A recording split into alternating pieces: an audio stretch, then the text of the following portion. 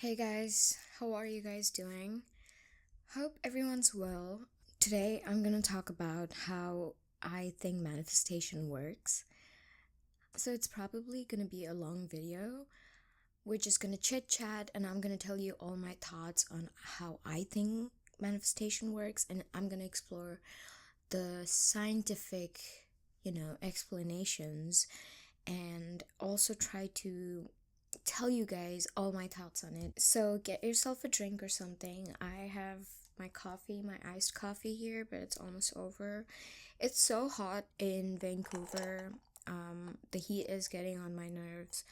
And to record a video, I have to close all the windows and doors because I don't want the noise coming in. So it's I'm sweating right now. I just hope I don't start to visibly sweat. Okay, so if you see me writing down, it's just me jotting my thoughts down so I don't lose my train of thought. I don't want to be incoherent. So, what is manifestation and how does it work?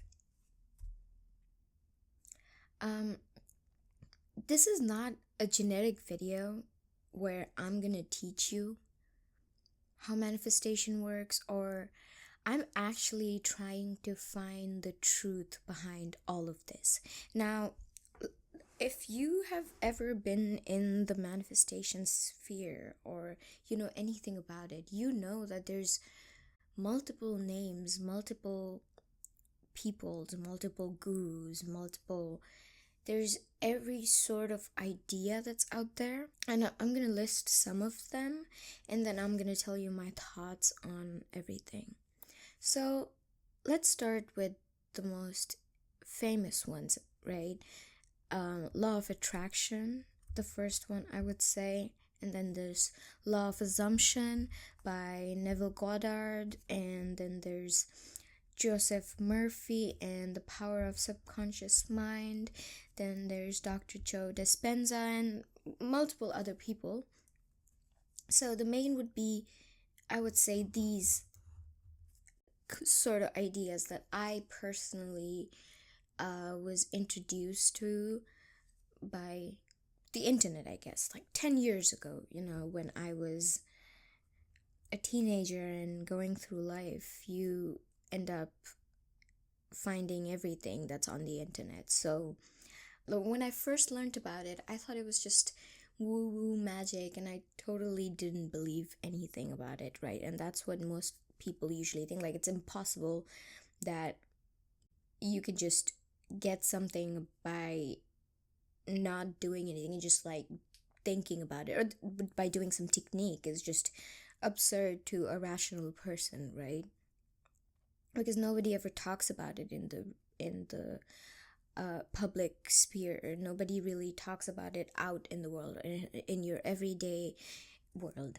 So it is alien. The idea is really alien when you first get introduced to it. So I was like, what the hell is this? But I tried it anyway. I wanted to like get something, and then I saw this YouTube video and I was like, okay, I'll write it down that I have it, and then I got it. But I was like, obviously it's a coincidence, and what did I even do? Just because I wrote something down in the present tense doesn't mean anything, right? That was the thought process when I was first, like, I first learned about this new thing. And then over the years I tried a few things, but life is life is really complicated, and you grow up and you start to become more rational, you learn about more things, and that's what happened to me as well. I stopped uh thinking about the law as much as I should have been, because I was like, oh, sometimes you can get something by doing some techniques, but this is not something that the world revolves around. This is not something people think about every day. So I was like, okay, I'm gonna ignore this thing and live my life, which was a big mistake in hindsight, because now I realize that this is life. This is a part of life. This is how reality works, I think. And to have ignored it like that was, obviously, I'm a stupid teenager and what do I understand? But also, I don't like, how am I supposed to like pay attention to something like this when I knew nothing about it and I'm not in the best mental health space to explore this new idea.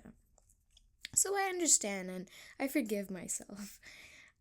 So now, after all that, I didn't really relate to the idea of the universe giving you something and just that you have to think that something. I just didn't believe that.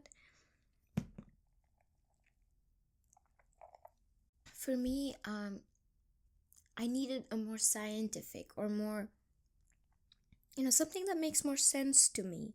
So, and then I ended up on Neville Goddard, right?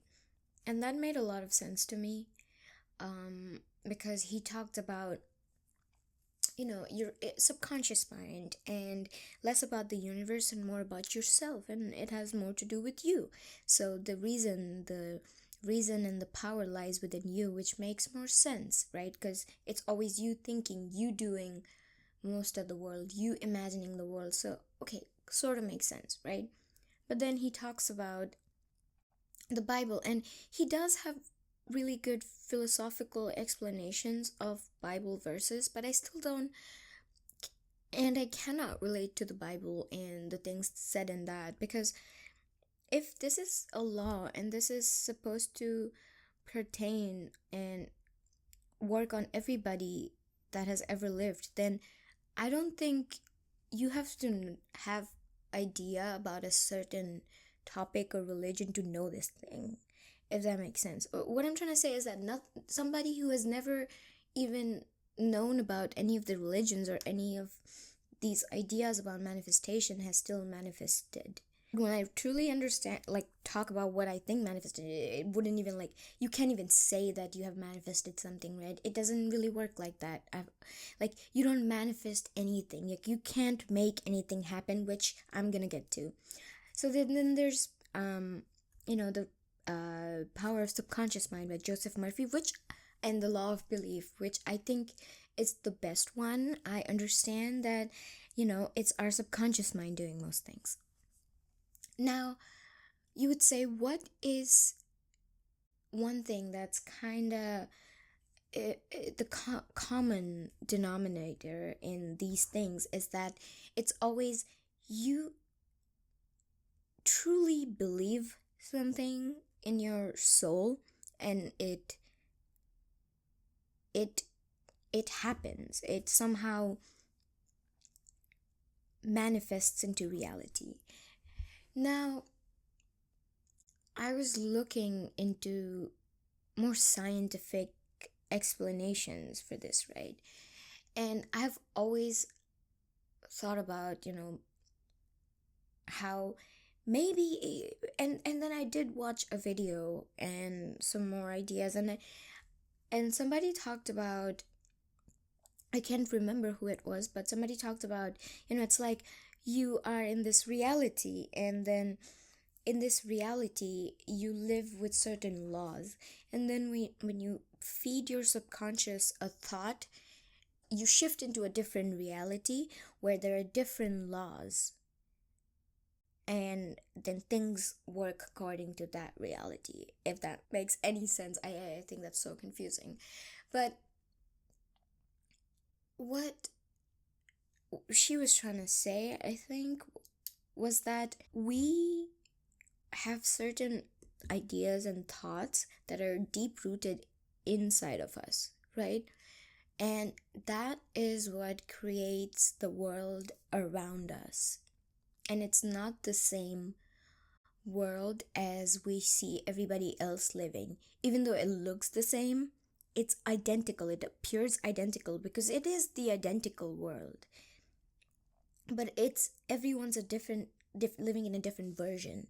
There's different version. Let's say there's a version 20,059 of reality where I think that I can get any job easily as possible, right? So what happens in this reality when I apply to a job, I get it because that's my inherent belief that I believe in subconsciously that I nail interviews and I get the job. And people perceive this as like confidence and you're lucky, but I think it's deeper than that. And if I, let's say, started believing that I never get jobs. I never get job interviews. I never get a job. People hate me when I apply to their positions. Then that's the thing that's going to happen. And I'm going to shift into a world where this has always been true. And you know what really helped me understand this and really, helped me picture this? There was this Black Mirror episode where this girl, she invented this quantum computer that could simulate, if not simulate, I think shift into any reality at any second. And she was trying to take revenge from this bully girl that, spread a rumor about her. And that made me realize that maybe this is exactly how quote unquote manifestation works. We basically are just quantum jumping from one reality to the other. Now I'm gonna make a series on this whole thing because I'm gonna keep researching, keep looking into it because I want to find answers, right? It's not just like, oh, let me do this thing and like let me get this. It's not about, it's understanding what mechanism it is, what's happening really. Like if this is what is going on and why is not everybody talking about it? So then I stumbled upon the multi-world theory by this quantum physicist who came up with this idea in 1985. And he talked about how every reality has already been created. Every reality with every situation already exists, right? So as I think, like, time doesn't exist, right? Time does not exist. It's not linear in a way. So that shows that if every world exists, right, let's say there's multiple worlds and there's no time, and we can jump from one world to the other at any given instant. It's instantaneous, and these are different worlds, and there's billions and infinite verses like these.